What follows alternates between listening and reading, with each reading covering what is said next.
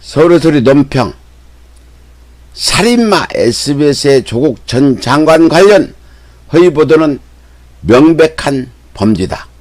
지난 3일 방송통신심의위원회 방송심의 소위원회는 동양대 총장 직인 파일은 동양대 후계실 PC에서 발견된 것임에도 불구하고 SBS는 정 교수의 PC에서 직인 파일이 나왔다고 사실관계에 대한 명확한 확인 없이 단정적으로 보도했다며 허위사실을 보도한 SBS 8시 뉴스에 대해 법정 제재를 의결하고 전체 회의에 상정하기로 했다고 밝혔습니다.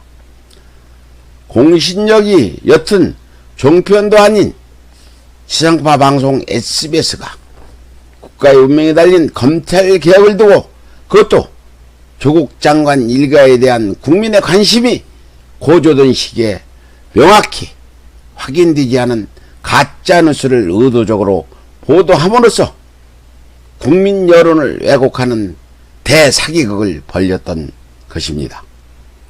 지난해 검찰을 비롯한 수구 세력들이 공수처를 무산시키기 위한 방편으로 검찰개혁을 설계한 조국 장관을 범법자로 매도하던 시기에 속보로 보도된 SBS의 동양대 총장 직인 파일 가짜뉴스의 위력은 조 장관의 열렬한 지지자들마저도 고개를 떨구게 할 정도로 말 그대로 아무도 살아남을 수 없는 핵폭탄 그 이상이었습니다.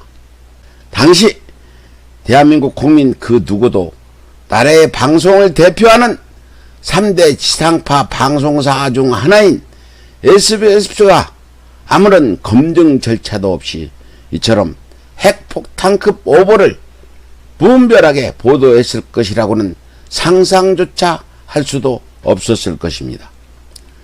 그러나 과거 SBS가 검은 유착으로 말미암아 자행했던 수많은 전과들을 다시금 돌이켜본다면 본 사건은 보통의 취재 과정에서 충분히 발생할 수 있는 단순한 오보 사건이 아니라 애초에 여론을 왜곡하려는 불순한 의도를 가지고 악의적으로 보도 내용을 조작했다는 것을 삼척동자조차도 단번에 짐작할 수 있을 것입니다.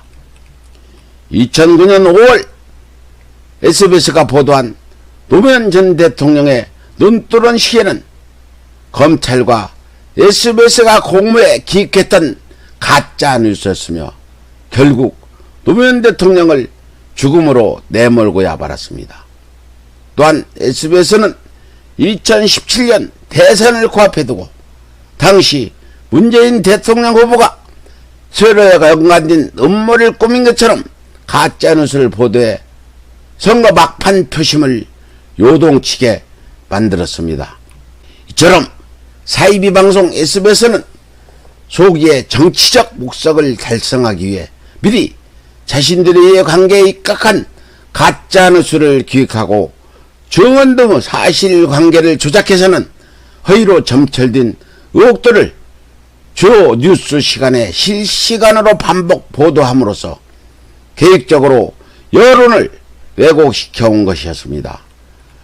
더군다나 무엇보다도 문제인 것은 그동안 SBS가 숱한 허위뉴스로 수많은 당사자들의 인생을 몰락시켰으면 물론 여론 조작으로 말미암아 중대차한 국정까지 농락해 왔음에도 불구하고 작금에 이르기까지 그에 상응하는 처벌을 제대로 받은 적이 없었다는 것입니다. 이처럼 SBS가 엄중한 처벌을 면해가며 반복적으로 여론을 왜곡할 수 있었던 이유는 바로 허위뉴스를 함께 공모했던 검찰과 수구 세력의 막강한 비호가 있었기에 가능할 수 있었을 것입니다. 이에 대한민국 방송통신심의위원회와 사법부에 엄중히 경고합니다. 언론이 언론으로서 당당히 인정을 받으려면 무엇보다도 먼저 보도는 사실에 근거해야 하며 보도한 내용에 대해서도 기자와 언론사는 마땅히 그에 상응하는 책임을 져야만 할 것입니다. 따라서 방송통신심의위원회와 사법부는 작금 SBS 동양대 총장직인 파일 가짜뉴스는 물론 과거 노무현 대통령 눈도롱 시계와 문재인 대통령 세월호 인양 연기 가짜뉴스에 대한 책임을 엄중히 물어 살인마 SBS 방송 송출을 당장 중지시키십시오. 분노한 국민들이 더는 자시하지 않을 것임을 명심하고 또 명심하시길 바랍니다. 서울의 소리 논평. 살인마 SBS 방송 중단시켜라.